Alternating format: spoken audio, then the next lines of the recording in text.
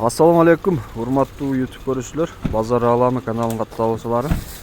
Караңыздар, могу экрандагы 8 баш ургаччы козулар сатылат достор. Булар белгилүү Шарпей деген козчулордун линиясынан достор. Баары ургаччы. Бүгүн 21 декабрь 2023 жыл Чүй облусу Жайыл районунда достор. Экрандагы номерлерге чаласыздар. Так, баасына келсек 35 000 сомдон экен. Кемен бар дейт. Достор, видео жақса лайк басып, суроолорду комментарийде калтырасыздар. Каналга катталганды унутпаңыздар.